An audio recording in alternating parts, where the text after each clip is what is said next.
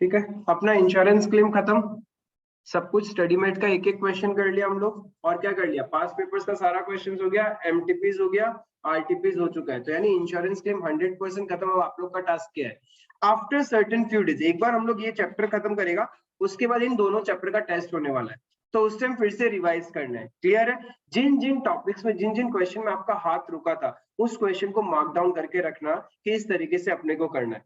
Clear है, next time second time revision जब करोगे, and at the third time when we start our revision, हम लोग timers के साथ करेंगे। क्लियर है, तो आज स्टार्ट करते हैं हम लोग नया टॉपिक, इन्वेस्टमेंट अकाउंट्स। चैप्टर का नाम क्या है, investment accounts. It is covered under accounting standard number 13।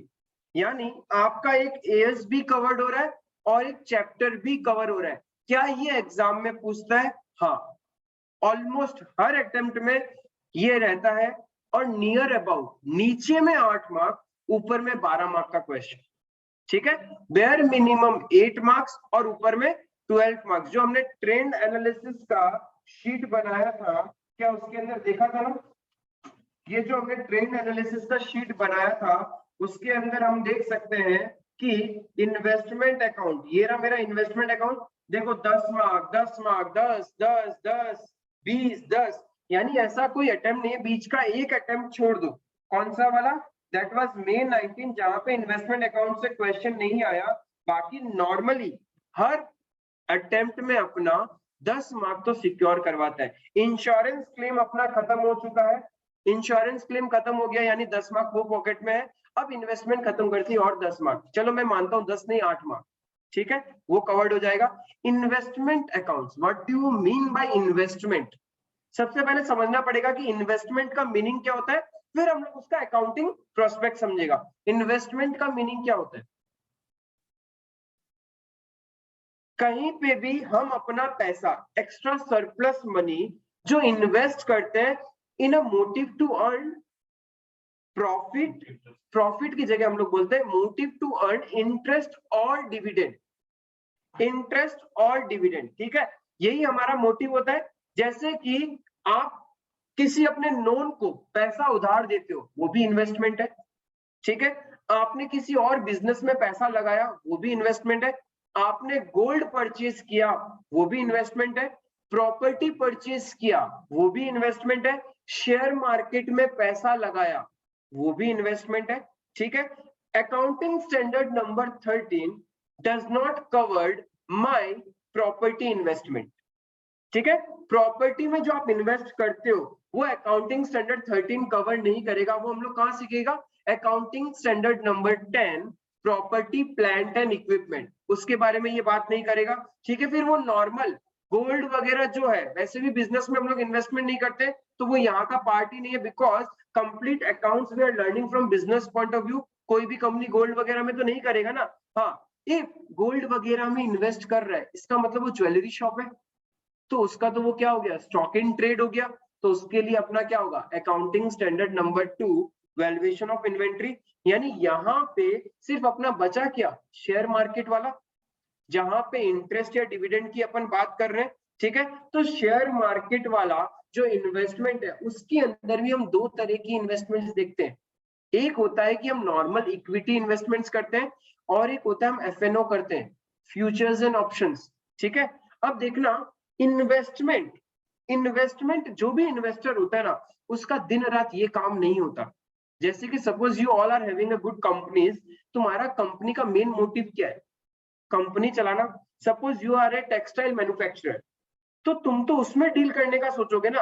हाँ, सरप्लस मनी है तो थोड़ा थोड़ा पैसा शेयर मार्केट, लेकिन दिन रात सवेरे से लेके 9 बजे से लेके दोपहर के 3:30 बजे तक क्या शेयर मार्केट का काम करेंगे और बाद में फैक्ट्री चलाएंगे? ऐसा करते हो क्या? ऐसा वो करते हैं जो एफएनओ में डील करते हैं, फ्यूचर्स एंड ऑप्शंस में। ठीक है, जिनका काम क्या है, दिन रात यही करना। यानी जहां पे दिन रात यही करते हैं, उनके लिए इन्वेस्टमेंट नहीं है वो। ठीक है, तो ये एएस मेरा वो भी कवर नहीं करता। Is it clear? समझ में आया कि इन्वेस्टमेंट मतलब क्या, कि वहां वो जगह जहां हम पैसा इन्वेस्ट करते हैं टू अर्न इंटरेस्ट और डिविडेंड। ठीक है, अब यहाँ पे जब भी हम इन्वेस्टमेंट करते हैं, तो हम दो माइंडसेट लेके चलते हैं कि कितने समय के लिए इन्वेस्ट कर रहे हैं। या तो हम बहुत छोटे पीरियड के लिए इन्वेस्टमेंट करते हैं, या फिर बड़े पीरियड के लिए इन्वेस्टमेंट करते हैं। एकदम बच्चे थे, क्लास 11 में पढ़ा था ना कुछ, एक current investment, current assets and non current assets. उसी के अंदर हमने करंट इन्वेस्टमेंट और नॉन करंट इन्वेस्टमेंट्स को पढ़ा था। यानी वो क्या था, यानी कोई ऐसा इन्वेस्टमेंट जो विद इन 12 मंथ्स के लिए किया गया है, दैट इज माय करंट, जिसको मैं बोल सकता हूँ शॉर्ट टर्म इन्वेस्टमेंट। ठीक है, माइंडसेट दो ही होता है, जब भी आप पैसा इन्वेस्ट करते हो दो ही नीड होगा, या तो शॉर्ट टर्म कि थोड़े पीरियड के लिए पैसा पड़ा है उसको इन्वेस्ट कर दो, उससे कुछ तो रिटर्न मिलेगा, और कभी कभी हम लोग करते हैं long term point of view से कि ठीक है पैसा लगा के छोड़ दो, देखा जाएगा 2 साल 3 साल के बाद में कि कितना रिटर्न मिलता है। What we do in good companies, जैसे बोलते हैं ना, किसी ने टाटा मोटर्स में आज से 2 साल पहले या 3 साल पहले इन्वेस्ट किया होता तो इतना हो जाता। अदानी ग्रीन्स में यदि आपने 10,000 रुपए लगाए होते तो आज लाखों रुपए बन जाते। ठीक है, आज से 3 साल पहले। तो वो क्या है, 3 साल पहले किसी ने इन्वेस्टमेंट किया होगा और अभी तक वो उसको कैरी फॉरवर्ड कर रहा है, इसका मतलब उसका इंटेंशन क्या था, लॉन्ग टर्म।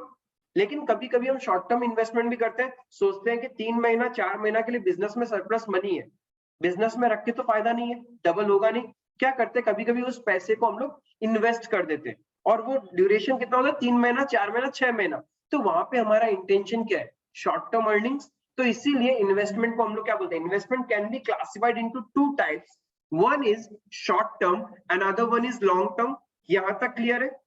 अब जब भी आप इन्वेस्टमेंट करते हो तो अपने बुक्स में रिकॉर्ड करना पड़ेगा। ठीक है, जब तो उसको रिकॉर्ड कैसे करेंगे, बेसिक है, debit what comes in, credit what goes out. Investment घर पे आया तो इन्वेस्टमेंट अकाउंट डेबिट, और क्या जाएगा, बिजनेस का पैसा जाएगा ना, ठीक है, टू बैंक अकाउंट। लेकिन यहाँ पे मिथ है, एनी टाइम पैसा जाए जरूरी थोड़ी ना है। हमने, जब हम लोग पैदा नहीं हुए थे उससे पहले जमानों में जब बार्टर सिस्टम चलता था तो क्या पैसा जाता था क्या हर चीज खरीदने के लिए, बार्टरिंग भी तो हो सकता है कि हमने एक सामान खरीदने के लिए दूसरा सामान दे दिया। यानी ये समझ में आया, कहीं पे भी इन्वेस्टमेंट करने के लिए सबसे पहले बिजनेस में या तो पैसा होना पड़ेगा या फिर एसेट्स होनी पड़ेगी। दो ही तरीके से तो कर सकते हो ना, या तो पैसा अरेंज हो हमारे पास या फिर रिटर्न में कुछ देना तो पड़ेगा। यदि आप सपोज रिलायंस के 10,000 शेयर्स खरीद रहे हो तो रिलायंस कंपनी को देना पड़ेगा ना कुछ, क्या दोगे, या तो पैसा दोगे या फिर आप अपनी कंपनी का कोई एक एसेट दे दोगे कि काम कर रिलायंस की मेरी बिल्डिंग है, बिल्डिंग तुम्हारी हुई, तुम्हारे कंपनी के 10,000 शेयर्स मेरे हुए। ऐसा कर सकते हैं, बहुत बार हम लोग ऐसा करते हैं, एक्सचेंज करते हैं एसेट के बदले एसेट को। क्लियर है। और ऐसा भी कर सकते हैं कभी कभी, if we are a company तो हम लोग क्या करेंगे, हमें पैसा चाहिए, हमें पैसा चाहिए तो पैसा अरेंज करेंगे। पैसा अरेंज कैसे करेंगे, कुछ और अपनी कंपनी की सिक्योरिटीज मार्केट में इश्यू करके। सिक्योरिटीज बोले तो शेयर्स और debentures, preference shares, equity shares, debentures हमने मार्केट में इश्यू किया, उससे पैसा आ गया कंपनी में, उस पैसे को हमने इन्वेस्टमेंट कर दिया। बिकॉज इन्वेस्टमेंट करने के लिए दो ही चीज चाहिए, पैसा या एसेट। तुम्हारे पास पैसा नहीं है तो तुम पैसे का जुगाड़ कर सकते हो। कैसे हो सकता है पैसे का जुगाड़, कंपनी अपने शेयर्स इश्यू कर देगी पब्लिक को, या फिर डिवेंचर्स इश्यू कर देगी, या फिर रिडीमेबल प्रेफरेंस शेयर्स, ऐसा कुछ। नॉर्मली कंपनी प्रिफर करती है इक्विटी को इश्यू करना। अरे डिवेंचर इश्यू करना तो लोन लेना ही हो गया ना, लोन के पैसे से इन्वेस्टमेंट क्यों करोगे।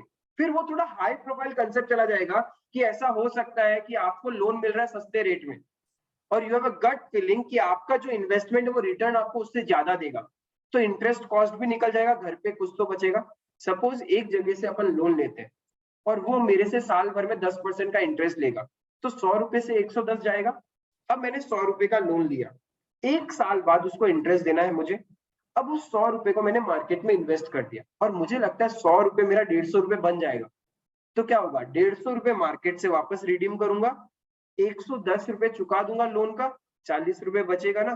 तो समटाइम्स ऐसा भी करते हैं अपन, डिवेंचर्स जो इश्यू करते हैं ना, बिकॉज हमने देखेंगे कि पैसा कहाँ से अरेंज हो सकता है। इन्वेस्टमेंट करने के लिए सबसे पहले चाहिए पैसा, और पैसा कहाँ से, या तो कंपनी के पास खुद के पास हो, या फिर क्या करेगी वो सिक्योरिटीज इश्यू करेगी और उसके बदले में क्या ले लेगी, शेयर्स।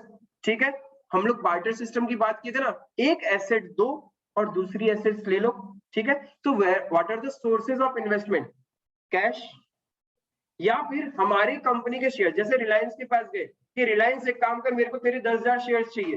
रिलायंस बोलता है ठीक है, पैसा नहीं है, तो फिर क्या दोगे कि मेरे कंपनी के शेयर्स ले लो, मेरे कंपनी के 8,000 शेयर्स ले लो, तुम अपनी कंपनी के 10,000 शेयर्स दे दो, या फिर मेरी कंपनी के 20,000 शेयर्स ले लो और अपनी कंपनी के 10,000 शेयर्स दे दो।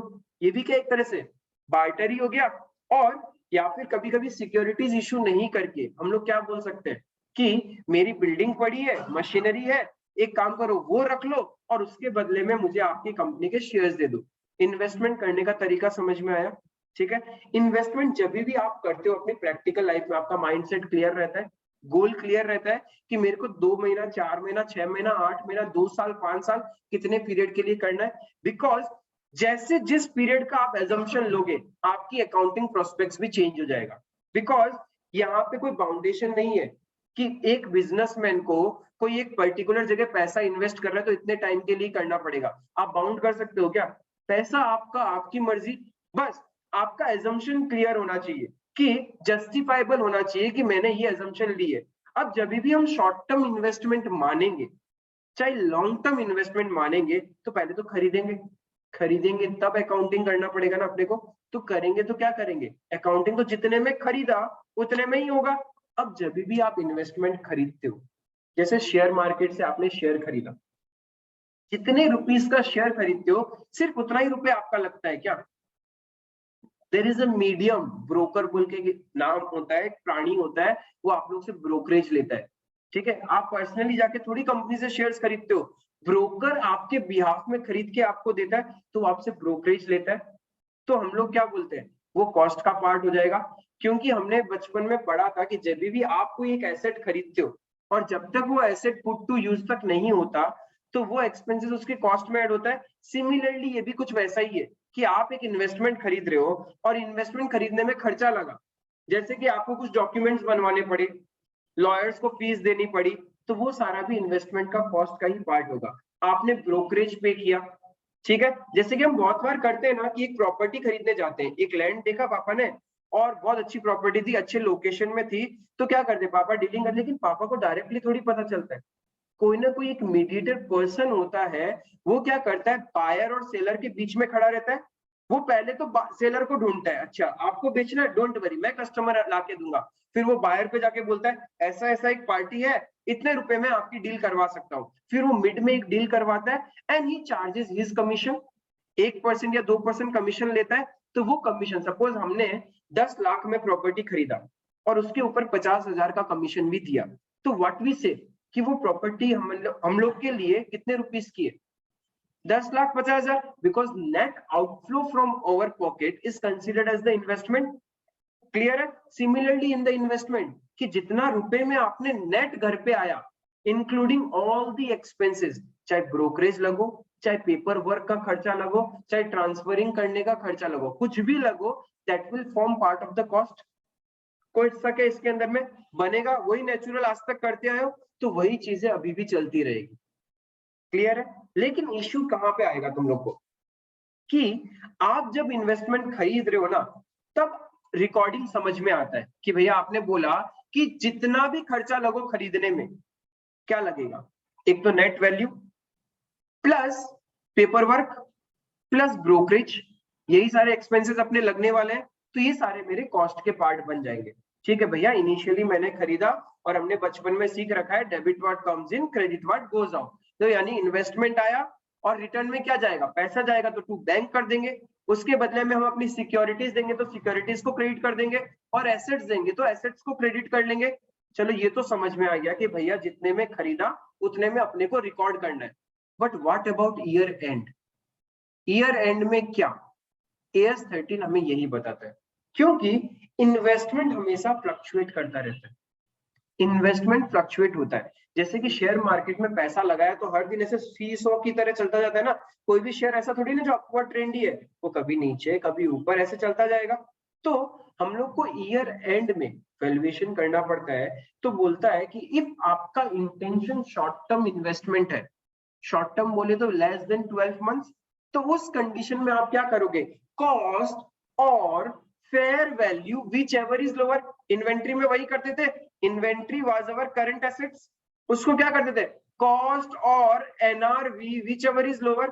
क्यों करते थे? Because of prudence. प्रूडेंस बोलता है कि जब आपका इंटेंशन शॉर्ट टर्म है एंड आपको लगता है शॉर्ट पीरियड में नेक्स्ट फाइनेंशियल ईयर स्टार्ट होते ही आपको इसका लॉस होगा, तो लॉस अभी रिकॉग्नाइज कर लो। एंड इफ आपको लगता है प्रॉफिट होगा तो उसको इग्नोर कर दो। इसीलिए यहाँ पे क्या लिखा गया, कॉस्ट और fair value whichever is lower. ऐसा लिखा क्या कि कॉस्ट और मार्केट वैल्यू या fair value whichever is higher. फिर तो प्रूडेंस ब्रेक हो जाता है अपना। शॉर्ट टर्म के केस में हम आज तक यही करते आए, लेकिन अब लॉन्ग टर्म, लॉन्ग टर्म का मतलब बहुत दूर का सोचते हैं हम लोग। आज सपोज आपने एक इन्वेस्टमेंट किया 10 लाख रुपए का, एक साल बाद उसकी वैल्यू भी कम हो जाए तो आपको कोई टेंशन है क्या? आप एक अच्छा इन्वेस्टर जो long term point of view से इन्वेस्टमेंट करता है ना, वो डेली शेयर मार्केट को ट्रेड नहीं करता, देखता ही नहीं है। उसका काम क्या है, पैसा लगाया छोड़ दिया, 2-4 साल तक पड़ा रहेगा, तो वो उस पैसे को ट्रैक नहीं करता। यदि वो गिर भी जाता है ना तो उसको उतना डर नहीं है, क्योंकि उसको पता है वो पैसा मैंने 3-4 साल के लिए इन्वेस्टमेंट किया है। जिस टाइम उसको लगेगा अब ये 3 साल या 4 साल हो चुका है, उस टाइम उसको वो वॉच करता है। क्लियर है? तो यानी नॉन करंट एसेट्स और करंट एसेट्स दो होती थी। करंट एसेट्स में इन्वेंट्री के बारे में पढ़ा था बचपन में, जहां पे कॉस्ट और NRV which ever is lower. Similarly current investments है। नॉन करंट एसेट्स में पीपीई आता है, प्रॉपर्टी प्लांट एंड इक्विपमेंट। वहां क्या करते थे, हिस्टोरिकल कॉस्ट मेथड, क्योंकि जहां पे intention long term point of view से, वहां फ्लक्चुएशन से कोई फर्क ही नहीं पड़ता है, क्योंकि आज गिरा होगा तो कल बढ़ जाएगा, और कल बढ़ा है तो परसों गिर भी सकता है। जब आप कोई भी इन्वेस्टमेंट, कोई भी बिजनेस में asset long term point of view के लिए लेते हैं ना, then it is always followed under historical cost concept. इसलिए आपने देख रहा होगा कि ईयर एंड में रिकॉग्निशन लॉन्ग टर्म वाले को कैसे करनी है, नॉर्मल वही कॉस्ट पे पड़ा रहेगा। उसको क्या देखना है भाई, तुम्हारा ऊपर गया है नीचे गया, कोई फर्क नहीं पड़ता है, क्योंकि वो तो क्या है, long term point of view है। लेकिन वहां पे एक एक्सेप्शन है। एक्सेप्शन क्या है कि आपको लगता है कि आपका इन्वेस्टमेंट परमानेंटली डिक्लाइन कर सकता है। अब परमानेंटली डिक्लाइन बोले तो सपोज आपने कोई टाइम में किंगफिशर, अब तो नहीं है, किंगफिशर में इन्वेस्टमेंट किया था, ठीक है। सोचा था कि 4-5 साल तक देखेंगे नहीं, बहुत बढ़िया कंपनी है, मालिया जी बढ़िया बढ़िया कैलेंडर लेके आते हैं तो बढ़िया ही जाएगा। कोई नहीं तो कैलेंडर देख के ही बैठ जाएगा, नहीं तो एरोस्टेस के लिए बैठ जाएगा, फ्लाइट्स तो चलेगी और अच्छा खासा प्रॉफिट होगा। तो आपने अच्छा खासा इन्वेस्टमेंट कर रखा और बोला 4-5 साल तक भूल जाते हैं, ये तो 2 गुना या 3 गुना जाएगा। लेकिन सडनली क्या हुआ, किंगफिशर बंद होने की पोजीशन में आ गई। तो आपको पता है कि जब वो बंद होने की पोजीशन में है, वहां पे जितना उसका शेयर प्राइस फॉल किया, क्या वहां से कभी ऊपर जाएगा क्या? यानी that is the situation of permanent decline. अब ये बढ़ नहीं सकता। यानी इफ आपको लगे आपका कोई लॉन्ग टर्म इन्वेस्टमेंट है कि गया, ये तो गया, कोई हालत में नहीं है, हाँ प्रोबेबिलिटी है 2-5% की उठने की, तो उसके लिए बिजनेसमैन वेट नहीं करता, उसको वो बेड डेप्ट ट्रीट कर लेता है। 2-5% आया तो भगवान का आशीर्वाद है अपना, ठीक है। तो अब जब इसी को अपन बोलते हैं परमानेंट डिक्लाइन। परमानेंट डिक्लाइन का मतलब है कि ऑलमोस्ट 90% प्रोबेबिलिटी है कि कुछ नहीं हो सकता, अब ये गिर चुका, लॉस ही है, then you recognise it as a loss. आप अपने बुक्स में भी क्या करोगे, इन्वेस्टमेंट की वैल्यू को कम कर लोगे। अनटिल एंड अनलेस कब करोगे, जब आपको लगे कि ये परमानेंट डिक्लाइन, या फिर सिनेरियो ऐसा बन जाए कि that gives you an indication कि हाँ ये तो परमानेंट डिक्लाइन है। और ये इंडिकेशन कब देता है, कैसे पता चलेगा कि ये आपका परमानेंट डिक्लाइन है?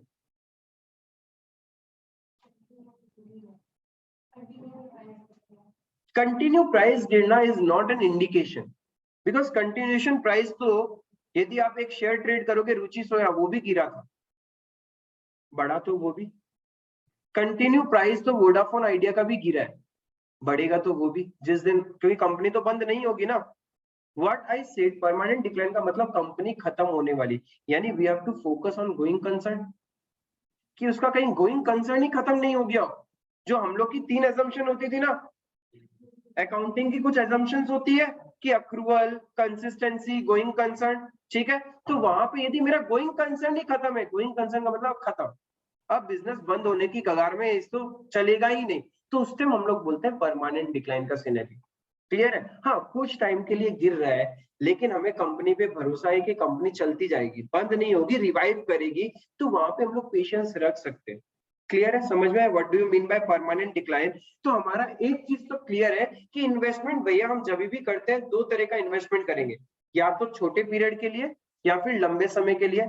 इधर it will be a short term और long term. If short term किया तो जब भी शॉर्ट टर्म करो चाहे लॉन्ग टर्म करो, हमें तो पहले उसकी अकाउंटिंग करनी है। तो इन्वेस्टमेंट खरीदेंगे तो कॉस्ट वैल्यू पे ही रिकॉर्ड करना पड़ेगा। And cost doesn't mean purchase value.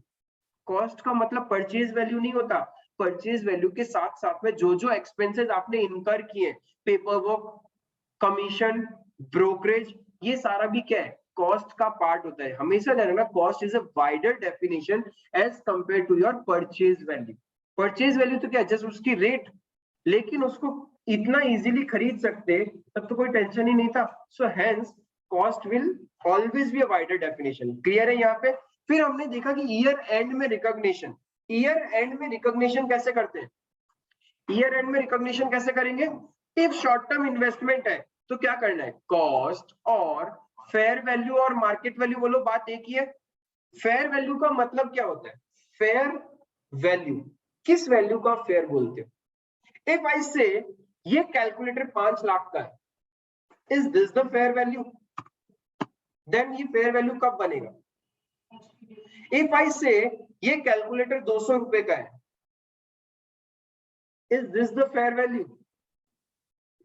If I say ये कैलकुलेटर 50 रुपए का है, is this the fair value? Then fair value का मीनिंग क्या है?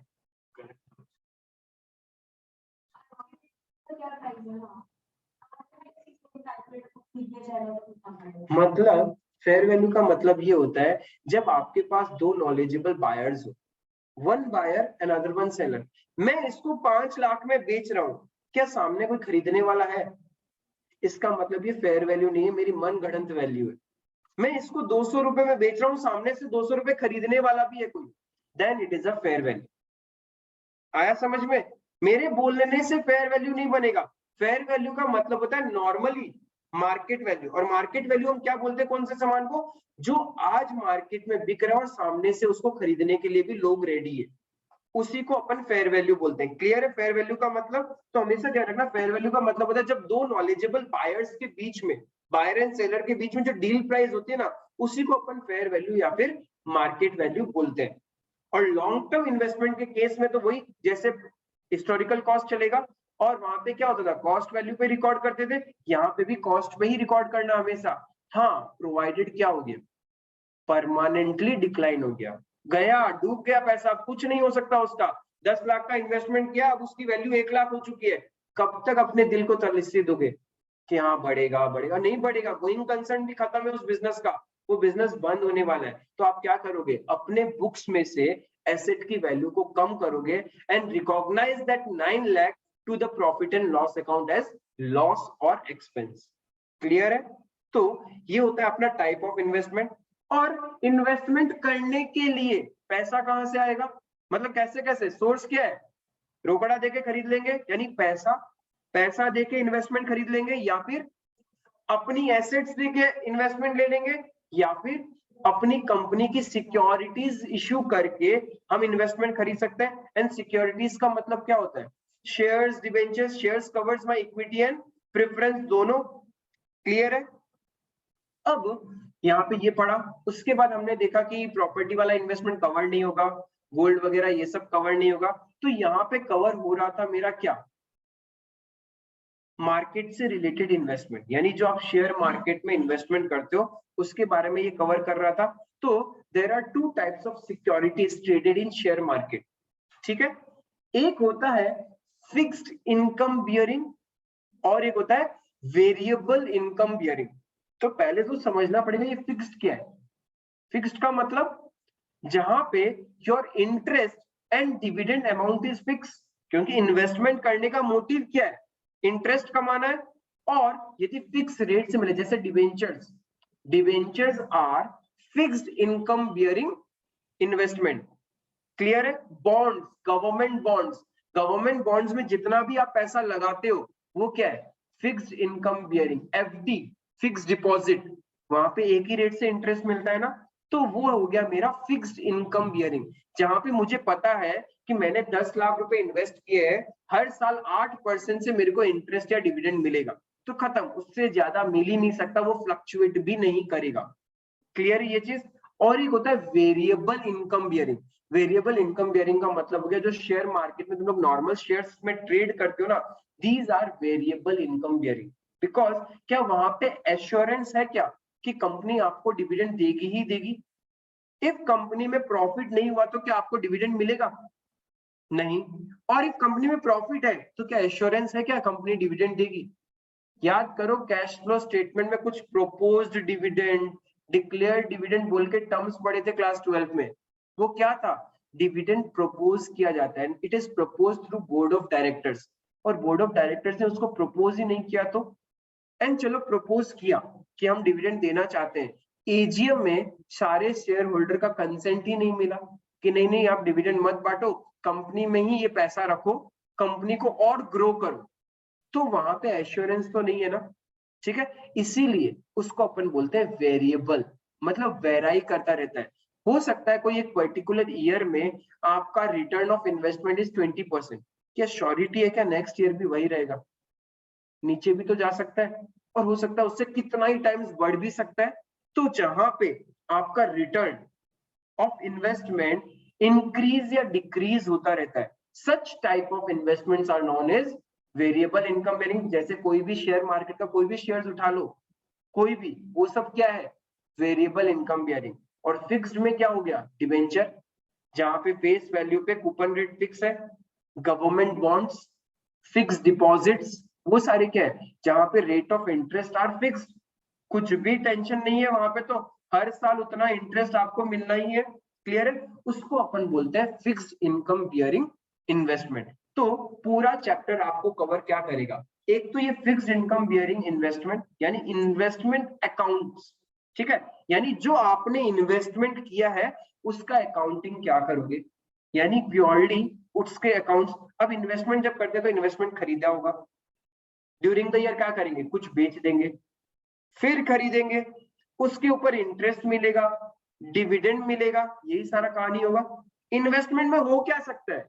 पहले से पड़ा था, एक पड़ा था तो पड़ा था पहले से पिछले साल का, फिर हमने और खरीदा होगा और परचेज किया, फिर हमने उसमें से कुछ सेल कर दिया होगा, फिर हम लोग को इंटरेस्ट वगैरह मिला होगा, डिविडेंड और इंटरेस्ट, तो उसी का तो अकाउंटिंग करना है, उससे ज्यादा कुछ करना है क्या?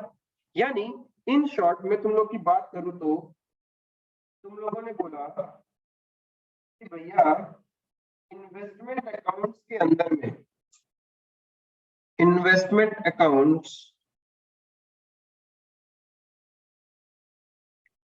के अंदर में हम क्या क्या करेंगे? एक तो भैया चेक कर लो क्या ओपनिंग बैलेंस है क्या, तो कोई मुझे बताएगा ओपनिंग बैलेंस का अकाउंटिंग क्या होता है? उसको कुछ अकाउंटिंग नहीं करते, वो तो ओपनिंग एंट्री ब्रॉट डाउन कर लेते हैं हम लोग। फिर आपने क्या किया होगा? इन्वेस्टमेंट हम खरीद सकते हैं, इन्वेस्टमेंट को खरीदेंगे तो क्या एंट्री होगा? Investment account debit to bank. Normally bank ही कंसीडर करेंगे बिकॉज कैश में इन्वेस्टमेंट नहीं करते, इन्वेस्टमेंट तो बड़ी अमाउंट होगी ना, 2 5 10 रुपए का इन्वेस्टमेंट थोड़ी करोगे। दोस्त को 200 रुपए 500 रुपए का उधारी दिया, उसको अकाउंटिंग करने मत लग जाना, बिजनेस में ऐसी उधारी अपन नहीं देते हैं। तो परचेज करते हैं, फिर क्या करते हैं? इंटरेस्ट मिला होगा, इंटरेस्ट या डिविडेंड मिलेगा आपको, तो आप क्या करोगे? Bank account debit to interest और डिविडेंड इनकम। क्या यही अकाउंटिंग करते हैं हम? और जब सेल करते हैं तो क्या होता है? Bank account debit to investment account. अब इसको बेचा तो या तो फायदा होगा या लॉस होगा ना, लॉस हुआ तो क्या होगा? Profit and loss account debit, और प्रॉफिट हो गया तो उसके बाद क्या होता है फिर? क्या सच में यही स्टोरी है क्या इन्वेस्टमेंट का? इससे ज्यादा कोई होता है तो बता दो मुझे। कि तुम अपने इन्वेस्टमेंट के साथ इससे ज्यादा भी कुछ करते हो। जब इससे ज्यादा कुछ नहीं करते तो पूरा चैप्टर बस यही है, पूरा चैप्टर ही यही है जहां पे आपको बस इतनी की अकाउंटिंग करनी है और कुछ करना ही नहीं है। तो यानी चैप्टर आपको कहाँ फंसाएगा? चैप्टर फंसाएगा इसको कैलकुलेट करने में। चैप्टर बोलेगा कि इसको किस वैल्यू में रिकॉर्ड करोगे, समझे? कितना डिविडेंड तुमको मिला है, यही तो मांग सकता है ना। जब आपको पता है कि इन्वेस्टमेंट में होता ही इतना है तो अकाउंटिंग स्टैंडर्ड लिख भी क्या देगा, उतनी ही चीजें लिखेगा इसके बारे में कि इसको कैसे कैलकुलेट करना है, कि प्रॉफिट और loss on sale of investment आप कैसे निकालोगे। एक बार इन्वेस्टमेंट खरीदा तो आप उसको इनिशियली कैसे रिकॉग्नाइज करोगे, ठीक है? फिर आपको इंटरेस्ट और डिविडेंड कैसे कैलकुलेट करोगे, किस डेट में आपको इंटरेस्ट और डिविडेंड मिलेगा, यही तो सारा कहानी होगा। इफ ये क्लियर है ना, चैप्टर में कुछ है ही नहीं, चैप्टर में कुछ बचेगा ही नहीं। क्योंकि परचेज और सेल में अब देखो क्या होता है कि हम जब इन्वेस्टमेंट खरीदते हैं ना तो सामने एक सेलर होता है and we are the buyer. क्या सेलर कोई रेट कोट करता है क्या अपने को? अरे एक सामान खरीदना है, सपोज आपको शेयर खरीदना है किसी भी कंपनी का, कोई भी कंपनी जैसे रिलायंस का शेयर खरीदना है, ठीक है? अब रिलायंस का शेयर आपको सपोज 2300 में सामने वाला कोट कर रहा है। पहले तो सामने वाला कोट करेगा ना आपको प्राइस कि भैया, मैं उसको जाके बोलूंगा मुझे आपसे इतने शेयर्स खरीदने हैं, तो सामने वाला क्या करेगा, ऑफर प्राइस देगा मुझे कि मैं पर शेयर आपको इतने रुपए में बेच दूंगा, ठीक है? ये जो प्राइस कोट किया गया है, ये प्राइस बहुत इंपॉर्टेंट होता है। क्योंकि देखो क्यों इंपॉर्टेंट है, लेट्स से सपोज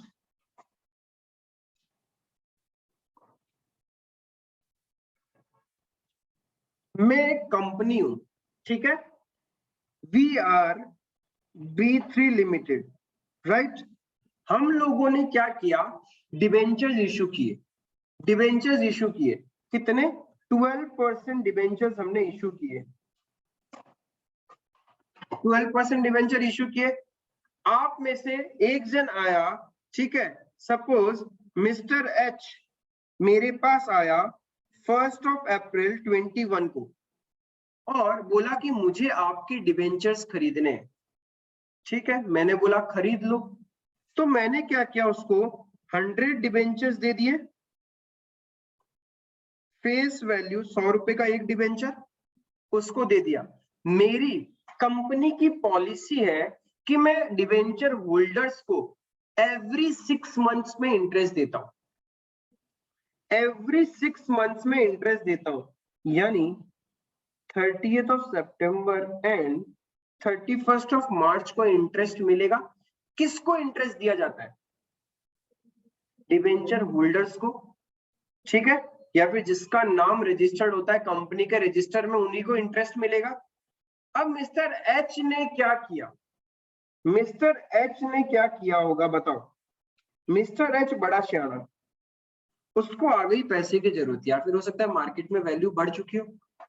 तो मिस्टर एच गया किसके पास, मिस टी के पास। मिस टी के पास बहुत पैसा आया, ठीक है? तो मिस टी बोली नहीं, आप मुझे बेच दो ना आप अपने 100 डिवेंचर्स। तो मिस्टर एच बोलता है ठीक है खरीद लो। तो एक बात बताओ, mister H 100 debentures face value 100 रुपए में ही बेचेगा क्या? चलो ज्यादा में बेच दिया, माना चलो ज्यादा में बेच दिया, इसको 100 डिवेंचर्स बेच दिए, कितने रुपए में तुम लोगों ने बोला? सेल वैल्यू 120 कर दिया, चलो 120 में बेच दिया, ठीक है?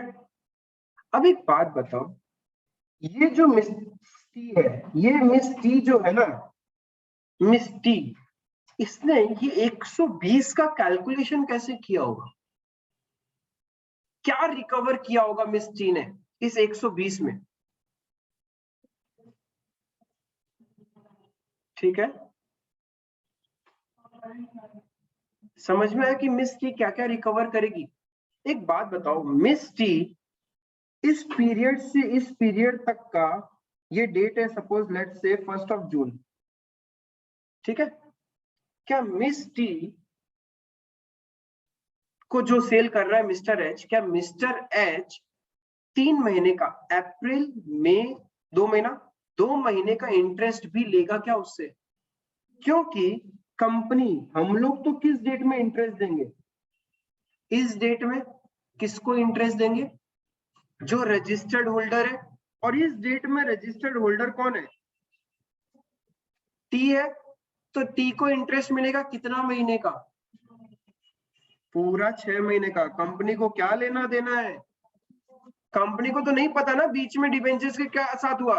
कंपनी को इतना पता है कि हमने 1 तारीख को दिया था, 30 सितंबर को हमें इतने नंबर ऑफ डिबेंचर्स पे इंटरेस्ट देने। हम किसको देंगे? जिसका नाम रजिस्टर्ड होगा या फिर जो मेरा डिबेंचर होल्डर होगा। कंपनी यहाँ पे क्या करेगी? मिस टी को पूरे 6 महीने का इंटरेस्ट दे देगी। एक बात बताओ, कहीं ना कहीं मिस टी को फायदा हो रहा है? ये पीरियड में, इस पीरियड में इन्वेस्टमेंट किसने किया था? एच ने। मिस टी ने इन्वेस्टमेंट तो यहां किया है, तो उसको इंटरेस्ट भी तो इसी पीरियड का मिलना चाहिए। लेकिन हो क्या रहा है? पूरा मिल रहा है। तो मिस्टर एच क्या बोलेगा कि देखो, तुम्हारे पॉकेट में इस डेट पे पूरे 6 महीने का इंटरेस्ट आएगा। एक काम करो, ये जो 2 महीना मैंने इन्वेस्टमेंट किया ना, पहले तो ये इंटरेस्ट दो। ठीक है। अभी जो मिस्टर एच है ना, सामने वाली पार्टी से 2 तरह का कोटेशंस बोलता है। एक बोलता है कि देखो, मैं अपना एक डिबेंचर 120 रुपए में बेचूंगा, प्लस अलग से इंटरेस्ट भी लूंगा। ये जो 2 महीने का इंटरेस्ट है ना, ये भी मुझे चाहिए। एक तरीका का ये है कोटेशन। और एक कोटेशन बोलता है मिस्टर एच कि 120 रुपए में। That means this 120 covers this amount also ना। उसने कुछ तो कैलकुलेशन करके रेट निकाली होगी। समझ में आ रहा है? यानी एक कोटेशन कैसा होता है? जहां पे इंटरेस्ट अमाउंट इंक्लूड करके हम लोग रेट सामने वाले को कोट करते हैं। बिकॉज कोई भी इन्वेस्टर अपना इंटरेस्ट लूज करेगा क्या? वो तो सामने वाले से रिकवर हम करेंगे ही ना, कि भैया आपने इन्वेस्टमेंट यहाँ किया है, आपको तो इतना रुपए का इंटरेस्ट मिलना चाहिए इतने पीरियड का, तो फिर ये इंटरेस्ट क्यों आपके बैंक अकाउंट में जाए? चलो जाएगा, कोई बात नहीं, लेकिन आज ही आप मुझे दे दो, आपके अकाउंट में तो ये आने वाला है। तो यानी कोटेशंस 2 तरह की होती है। वन कोटेशन इज दैट जहां पे हम लोग इंटरेस्ट को ऐड करके रेट कोट करते हैं। ठीक है। उसको हम लोग बोलते हैं कम इंटरेस्ट। क्या बोलते हैं? Cum interest. जब आप इंटरेस्ट इंक्लूड करके, सपोज ये जो मिस्टर एच है ना, ये बोलता है चलो नेट सेल वैल्यू इज 120, यानी दिस इज कम इंटरेस्ट। यानी उसने नेट सेल वैल्यू बोला, इसका मतलब इसमें सब कुछ इसने इंक्लूड कर लिया, अपना प्रॉफिट भी 2 महीने का प्लस 2 महीने का इंटरेस्ट भी। क्लियर है? लेकिन यदि मिस्टर एच ऐसे बोलता कि 120 रुपए में बेचूंगा, प्लस आपको अलग से इंटरेस्ट भी देना पड़ेगा, आपको अलग से इंटरेस्ट भी देना पड़ेगा, then this 120 is known as ex interest value. Yes, इसमें इंटरेस्ट इंक्लूड नहीं है। तो यानी जब नेट परचेज प्राइस निकालेंगे या फिर नेट प्रॉफिट और loss from H point of view निकालेंगे, तो हमें पहले इस वैल्यू में क्या करना पड़ेगा? इसको ऐड करना पड़ेगा। आई बात समझ में? अब ये मिस्टर एच अकाउंटिंग कैसे करेगा? Suppose we are in this scenario, we are in this scenario. Mister H क्या अकाउंटिंग करेगा? मिस्टर एच के पास में पैसा आएगा। ठीक है। सिनेरियो ए है, कितना आएगा? 100 डिवेंचर सेल किए मिस टी को, कितने रुपए में? क्या ये 120 नेट वैल्यू है जिसमें इंटरेस्ट इंटरेस्ट सब आ चुका? क्लियर है? तो कितने पे रिकॉर्ड करेगा वो? 1200 रुपए में, 12,000। लेकिन उसके लिए 8% डिवेंचर की वैल्यू कितनी थी? वो तो फेस वैल्यू। उसने तो फेस वैल्यू में खरीदा था, तो 10,000। क्या पूरा प्रॉफिट है क्या? पूरा प्रॉफिट नहीं है, इसमें से 2 महीना तो इंटरेस्ट जेन्युइन इनकम है। वो प्रॉफिट क्या हुआ? वो तो पैसा इन्वेस्ट किया भाई, मिलेगा नहीं क्या? इंटरेस्ट मिलना ही चाहिए। तो एक तो इंटरेस्ट इनकम नहीं आएगा क्या? कितना? 10,000 का फेस वैल्यू, 8% 2 महीने का इंटरेस्ट ही है।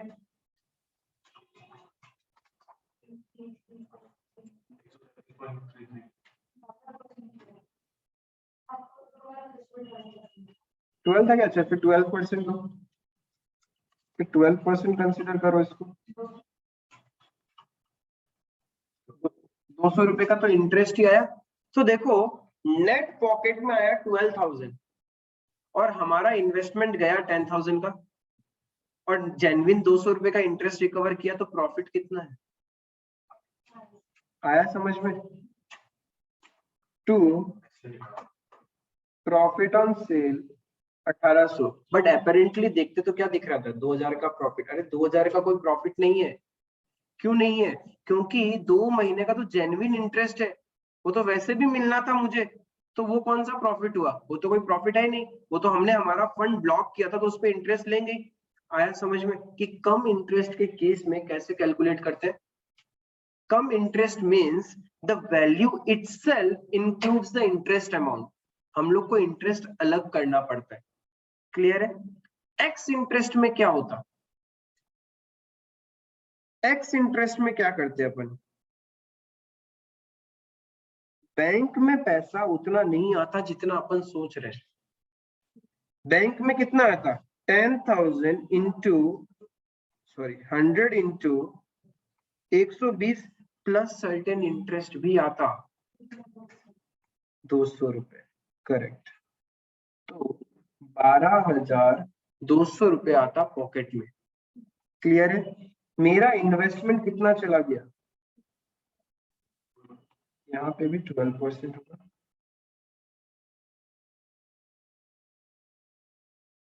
तो फेस वैल्यू में ही खरीदा था हमने, ठीक है। इंटरेस्ट इनकम कितनी? 200। और यहाँ प्रॉफिट कितना हुआ? आया समझ में?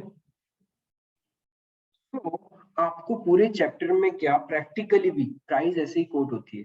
एंड नॉर्मली जब क्वेश्चन कुछ नहीं बोले एग्जाम पॉइंट ऑफ व्यू से, एग्जाम पॉइंट ऑफ व्यू से बता रहा हूं, we will always consider ex interest if question is silent, कि मतलब उसमें इंटरेस्ट इंक्लूड नहीं है, अलग से अपन को इंटरेस्ट लेना है।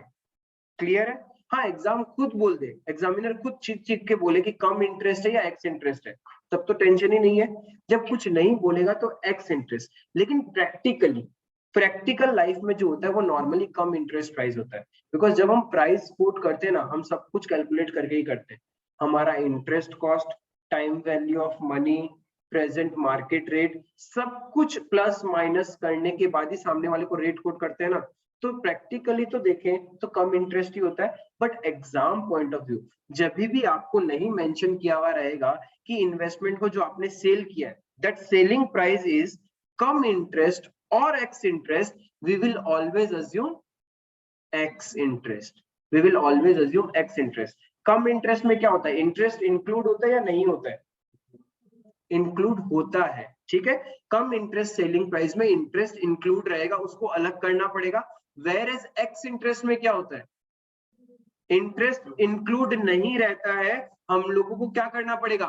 ऐड करना पड़ेगा टू कैलकुलेट प्रॉफिट और लॉस। क्लियर है ये चीज? ये चीज आपने नहीं लिख के रखा था, ठीक है। तो ये पार्ट अब तुम लोग लिखोगे।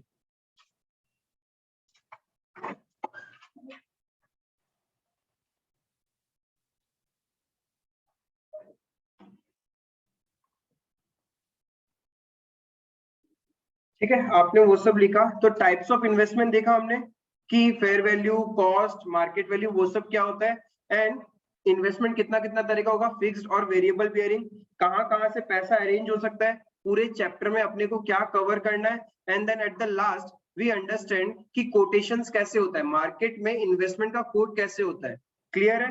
इतना पार्ट करने के बाद फ्रॉम द नेक्स्ट लेक्चर हम लोग क्या करेंगे, इससे related practical oriented scenarios check करेंगे और कैसे प्रैक्टिकली आप लोग इन्वेस्टमेंट अकाउंट्स बनाओगे। अभी भी बहुत कुछ है जो अपने को सीखना है, बट नेक्स्ट क्लास में करेंगे। That's all for today, thank you.